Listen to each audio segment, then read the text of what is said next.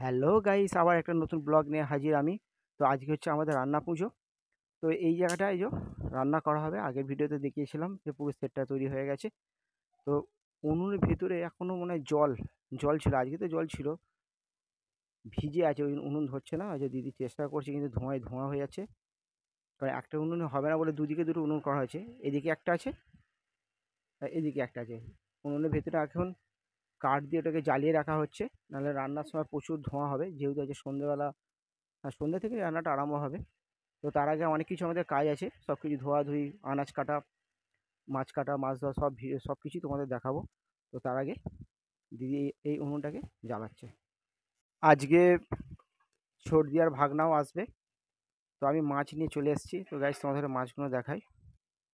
এই যে এখানে 1 কেজি, 1 কেজি না 1.5 কেজি ইলিশ আছে। আর ওখানে 4 কেজি কাতলা মাছ কেটে কুচিয়ে নিয়ে আসা হয়েছে। তো এবার এখনও কাজ আছে, এগুলো দিদি ধুয়ে ফেলবে। এরপর আমি নারকোল ছাড়ানো হবে, আনাজগুলো কাটা হবে। চলো ওদিকে যাই।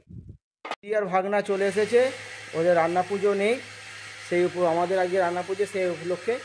আর এই দিদি আর ভাগনা, আয় এসে বস। তো ছোটদি এসি কাজে বসে পড়েছে। এই যে এখানে মাছ বাছা হচ্ছে। আগে দিদি ওই ইলিশ মাছগুলো বাছছে, তার সাথে বৃষ্টির সোনা ও করছে কি, আঁশগুলো ছাড়িয়ে দিচ্ছে। এই যে দিদি দেখাচ্ছে ইলিশ মাছ। এই যে এই মাছগুলো বাছা হয়ে গেলেই তারপরে ওখানে নারকেল ছাড়ানো হবে। তারপর আনাজগুলো দিদি নারকেল ছাড়াতে বসে পড়েছে। এই নারকেলগুলো ছাড়ানো হবে। এই নারকেলগুলো ছাড়ানো হয়ে গেলেই দিদি ওই আনাজ কাটতে বসে পড়বে।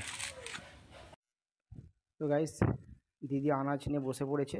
এই আনাজগুলো সব ভাজা হবে। কুমড়ো, বেগুন, করলা, আলু, চালদা দিয়ে ডাল হবে, কাঁচকলা ভাজা, পটল ভাজা।